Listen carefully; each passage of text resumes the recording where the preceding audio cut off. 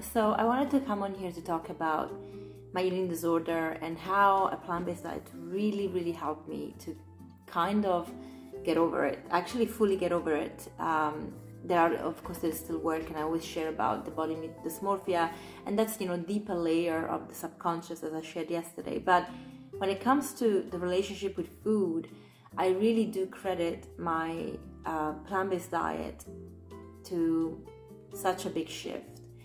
When I was eating an omnivore diet, I never could find the balance of what worked for me. I always felt like whatever I was eating wasn't agreeing with my body. I would be waking up really puffy in the morning, especially if I had dairy. But even when I cut out dairy, still, there was just something that in the animal products that just didn't work with me. And it's very possible that it was the combination as well, of the animal products with grains and with starchy veggies. Whatever it was, however, I just knew that it wasn't working for me. So I was on a constant tweaking and changing and trying to diet to control how my body would react to food so that I would feel good and lose weight. And the truth is that I never was losing weight. In my 20s, I was bloated. That's what I would say. I wasn't fat, but I was bloated. There are times that I was a little bit overweight, but it was always because I was restricting and then binging and then restricting and then binging and then starving, and my body was just going up and down. I couldn't anymore. On top of that, I also worked out, and I shared this in the workout video that I did. I worked out 2 hours a day, 1 hour cardio, 1 hour weights. I was working out serious weights with the boys at the gym. In fact, my social life was the gym. When I moved to London, I really spent every single day at LA Fitness, and not only the 2 hours of working out, but then you would add another hour like of socializing, and then I would meet with the people from the gym outside to go to Planet Organic and have a drink or whatever. I just socialized in the gym. My whole circle of friends came from the gym, and so I was just over stimulated, and I really believe that the food that I was having contributed to that, because the moment I went plant-based, something shifted. Not only was I feeling a little bit more grounded and calm, but I didn't look at food the same way. I just had this relationship with food where I looked at it as this nourishing gift that I was putting in my body, and I didn't have to diet anymore. And again, I didn't do food combining really ever. I was eating vegetables and pulses and tofu, and I was eating lots of grains, which I cannot have now because the body has changed. But I did, in my early 30s, I had no problem. I changed to become a vegan at 33. And actually I did it very smoothly as a transition, because I did it in a whole food way, because I was already eating whole foods before. I wasn't a junk food person. I sometimes bought prepackaged foods and processed foods when I was binging. And it was never the savory stuff, it was the sweet stuff. So ice creams and biscuits. And of course, even when I was binging, the thing that I think frustrated me the most is that I was looking for things that had less calories or less sugar. So it never actually even felt satisfying, because I was removing the things that my body craved. Little did I know I could have eaten a lot of fruit and not have a problem. But anyway, I moved a little bit, I moved to veganism, and this shift happened, and I really lost so much weight without trying. It just fell off me. Then in 2016, it was a very traumatic year, very traumatic in my personal life. And I didn't go back to eating a bad diet per se, but I think I was overeating to kind of deal with my feelings. Still whole foods, but you can still eat more than you need, right? So I was definitely doing that. And at the end of 2016, it was really a breaking point where my now husband and I we really had to decide if we would be together or not. I actually also had to decide if I wanted to be in this relationship or not, because of the things that happened.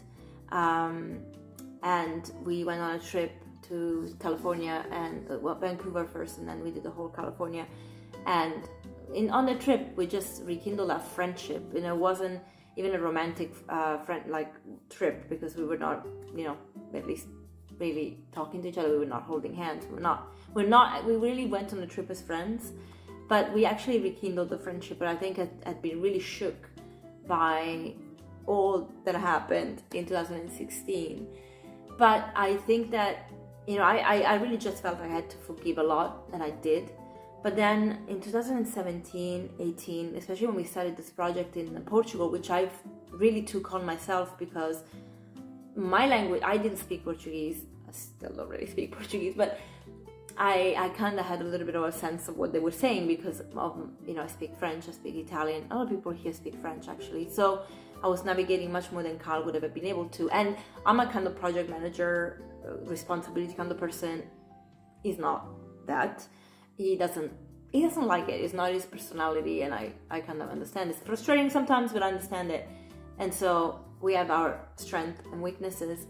But I took everything on, and I didn't really process any of the feelings. Even when we got married, I wasn't really feeling ready to get married.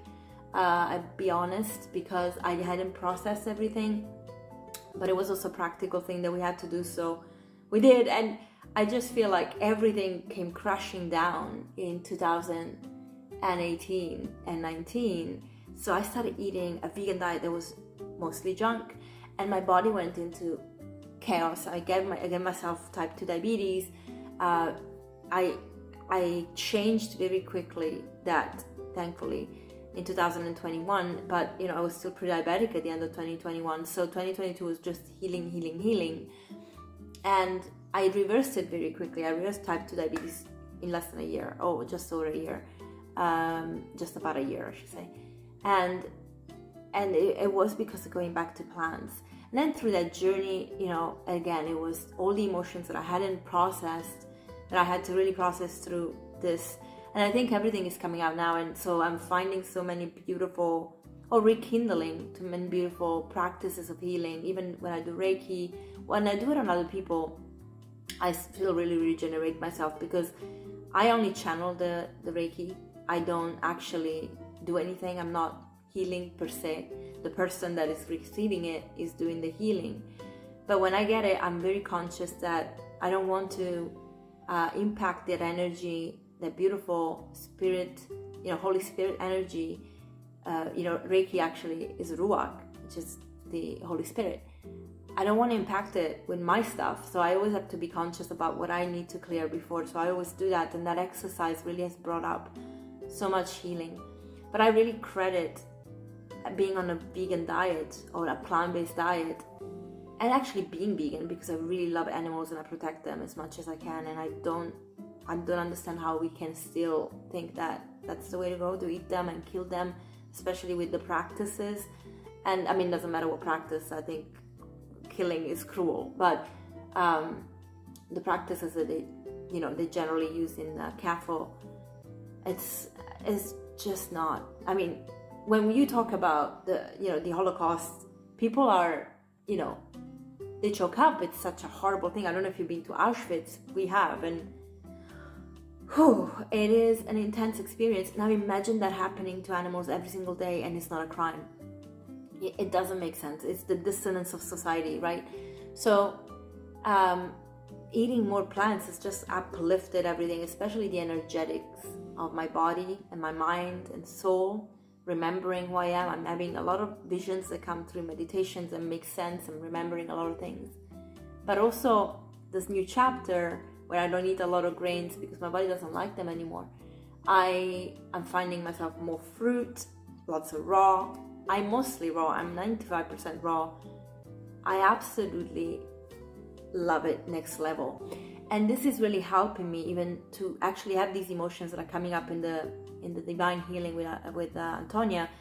They are coming up because those raw emotions have the space to come up because of my raw diet, right? Because there is no buffering. You can't actually even overdo it. Like, there is so much salad you can eat. You're not going to overindulge on salads. There is so many dates you can eat, right? Even if they are delicious and they actually are a food that I have to be really careful with, because I can have 10 dates and it can be a bit much. But it's it's the point that with raw food you don't have really that hiding place. And I think this is the feedback from everybody that goes on a raw diet. You just feel these raw feelings and that you can deal with them. So I personally really love that, and I really would love to say I credit my healing journey and the start of it to going plant-based big time.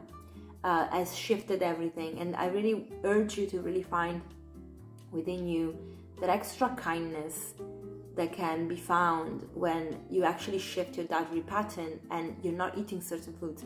One thing that I can assure you, this has really impacted me, and I think a lot of people feel that. You feel that some of the energy you have in your body, it could be anger, fear, anxiety, that you have because you're eating meat, goes away when you stop eating those animal products. Going down to the energetics of it, when the animals are killed, they know what's coming, they feel it, they're very, very intuitive. We are that too, but we actually mask it because of even the food that we eat and society and the business and technology, but they know it. And that fear, that the sadness goes into the cells, into the tissues. When we eat them, we get that energetics. So a lot of people feel that when they stop eating flesh, they actually don't have that energetics anymore, right? We don't have to eat body parts to be healthy. We have to eat what nature gives us, because the Most High created us to be in His image. Everything He creates is high vibration, and high vibration is in life-giving, continuing. When you eat the fruit has seeds that gives life, the plant keeps on giving. You're not killing, you're not ending a life. When you eat animals, you end a cycle. I mentioned this to a kid that was talking about this on social media, I think in 2014. He was in high school. I just mentioned it, and he actually got it. He was like, you know what? You're right. And he was South African, so we have a very big culture of meat eating in South Africa, which is crazy. We're not flesh eaters. We're not lions. No, I don't have the tools. I really don't have the tools to go and kill anything. So yeah, I really wanted to share this. So if this helps you to just maybe try something new, I really hope. And if you want support, get in touch with me. This is my specialty, is moving people from an omnivore diet to a kind plant-based diet, helping you with everything you need, high vibration. And on top of that, it's really finding that inner voice within you that can really elevate your energy, elevate you, because I really find that that's really what keeps people on this lifestyle, is how you really embody the changes and you feel, and it's amazing. Okay, so I wanted to share this. Bye.